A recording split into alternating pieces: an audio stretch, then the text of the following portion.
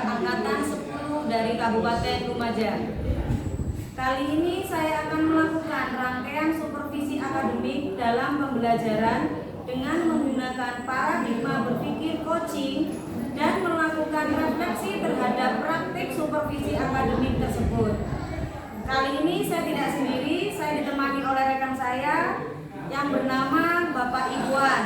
Beliau sebagai guru IPAS. Bagaimana kabarnya Bapak Iwan? Alhamdulillah baik. Alhamdulillah. Sebentar lagi saya akan mengamati bagaimana jalannya proses pembelajaran yang Bapak lakukan di kelas. Saya akan menjelaskan terlebih dahulu tujuan dilakukannya supervisi ini adalah untuk meningkatkan kualitas proses pembelajaran, antara lain dengan memberikan masukan, bimbingan, dan pengembangan kemampuan Pak Iwan, sehingga kompetensi Pak Iwan semakin meningkat lagi dan dapat memberikan pembelajaran yang lebih bermanfaat untuk murid-murid. Namun pertama-tama kita akan melakukan percakapan pra-observasi terlebih dahulu sebagai bentuk persiapan Pak Iwan. Saya ingin menanyakan beberapa hal terkait supervisi kita. Yang pertama, materi yang akan Bapak sampaikan hari ini, materinya apa ya Pak? Materinya tentang ekosistem. Baik. Tujuan pembelajarannya bagaimana? Tujuan pembelajarannya siswa dapat mengetahui komponen biotik dan abiotik tujuan ekosistem. Yang kedua, siswa mampu menjelaskan hubungan antara komponen biotik dan abiotik yang ada pada ekosistem tersebut. Jadi tujuan itu apa yang ingin Pak Iwan kembangkan? Sebenarnya kalau ekosistem saya ingin agar siswa itu mengenal komponen apa saja sih yang ada di ekosistem sekolah, terutama di lingkungan sekolah, karena mereka di sekolah pasti erat kaitannya dengan ekosistem yang ada di sekitar mereka. Sehingga saya ingin mereka mengenal di dalam tentang komponen apa yang ada di sekitar lingkungan sekolah. Jadi kita mengenalkan ke anak-anak dulu dari lingkungan sekolah dulu. Baik Bapak. Bagaimana dengan strategi yang Bapak persiapkan untuk materi ini?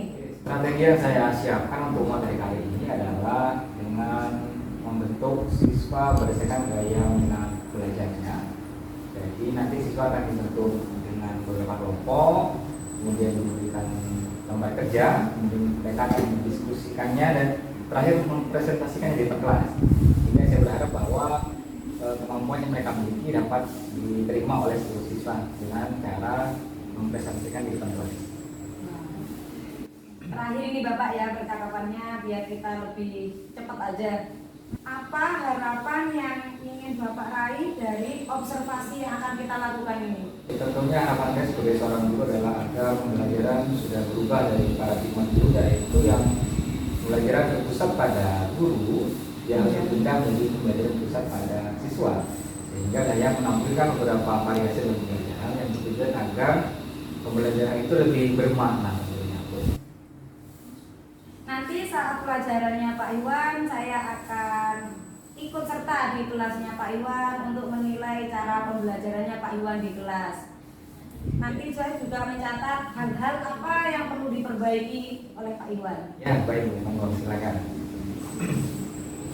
Setelah melakukan observasi di dalam kelas nanti, kita akan melakukan kembali percakapan pasca observasi yang nantinya akan didampingi oleh pengajar praktik saya. Terima kasih hari ini Pak Iwan. Assalamualaikum warahmatullahi wabarakatuh.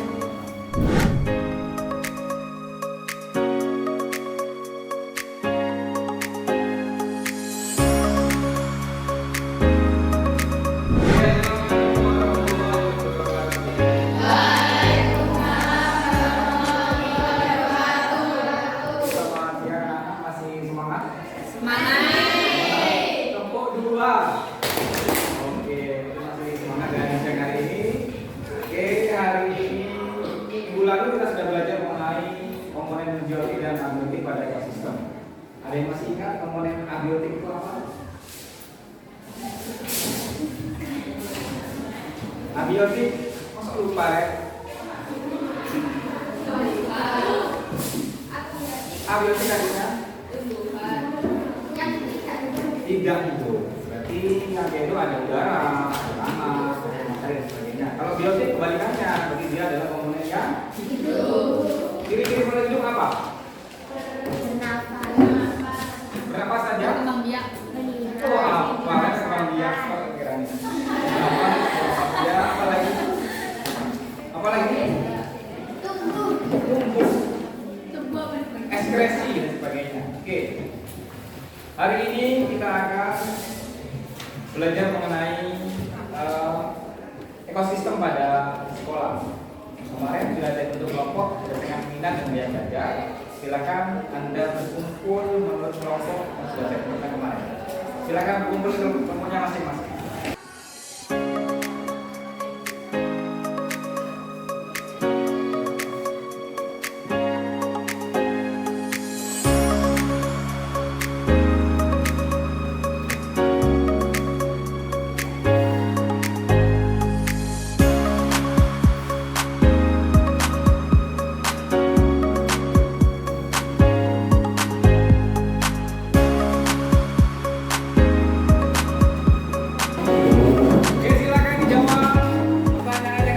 LKPD-nya, anak-anak sekalian, itu sudah ada pertanyaan. Silakan anak jawab.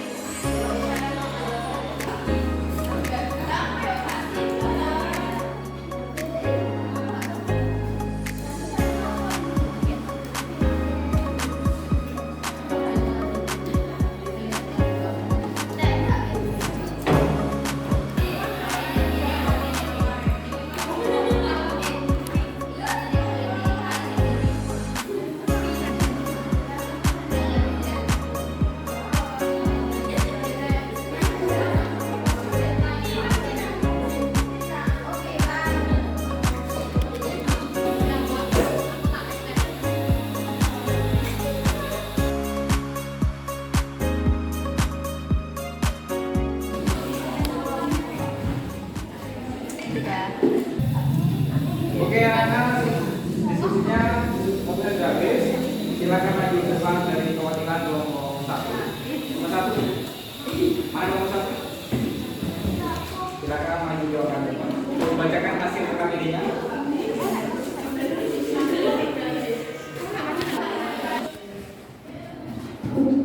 Apa nama dari ekosistem yang sedang diamati? Tumbuhan lidah buaya. Apa saja faktor biotik yang ditemukan? Manusia, hewan, dan tumbuhan. Apa saja faktor abiotik yang ditemukan? Cahaya, angin, dan udara. Tuliskan nama individu populasi dan komunitas yang dapat ditemukan. Individu burung, populasi manusia, komunitas hutan, pepohonan, dan semak-semak. Silakan perwakilannya maju ke depan. Satu orang boleh, 2 orang boleh.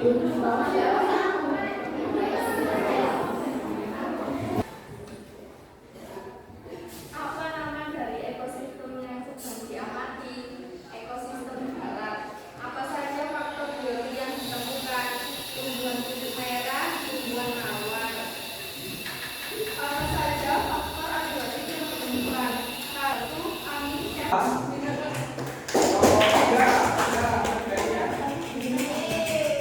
apa nama dari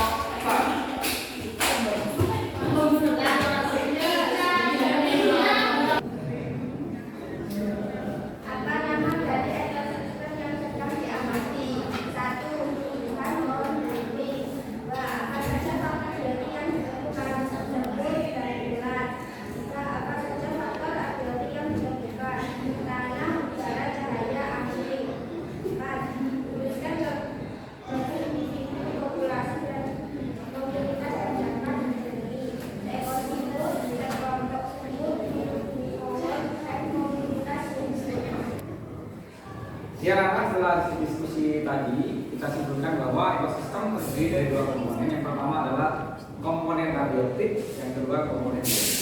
Berdasarkan pengalaman yang kita lakukan di sekitar sekolah, maka kita bisa menemukan bahwa terdapat berbagai macam komponen biotik dan abiotik yang ada di sekolah.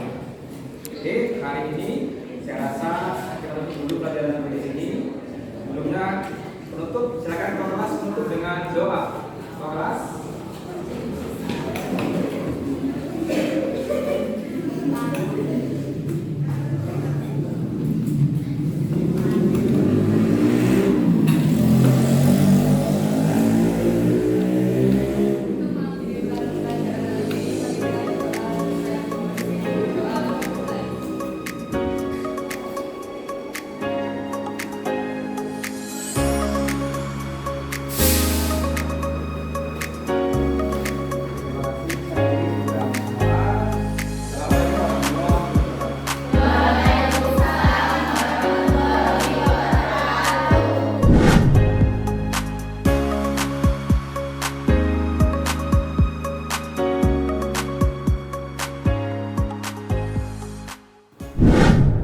Assalamualaikum warahmatullahi wabarakatuh. Kali ini saya akan menyampaikan adalah pada tahap pasca observasi. Setelah minggu lalu kita melakukan observasi terhadap kegiatan pembelajaran yang dilakukan oleh Bapak Iwan. Assalamualaikum Pak Iwan. Waalaikumsalam. Bagaimana kabar hari ini Pak Iwan? Kali ini kita akan melakukan percakapan pasca observasi, di mana kita ketahui bahwa sebelumnya kita sudah melakukan kegiatan pra-observasi dan proses observasinya di dalam kelas selama 2 jam, dipelajarinya panjenengan. Bagaimana perasaan Bapak Iwan setelah melakukan kegiatan pembelajaran di kelas 10 BD? Bagaimana perasaan panjenengan Bapak? Rasanya sangat senang karena bisa mempraktekkan bagaimana proses pembelajaran diferensiasi. Seperti apa sih saya bisa merasakan langsung. Feelnya dapat banget gitu. Jadi saya sangat senang sekali jika melakukan praktek pembelajaran yang sudah saya ada sebelumnya. Alhamdulillah, saya melihat memang jenengan sudah melakukan semuanya dengan baik. Ya. Baik Pak Iwan, kegiatan pembelajaran tadi sudah bagus. Pengembangan apa yang ingin Bapak kembangkan atau Bapak capai?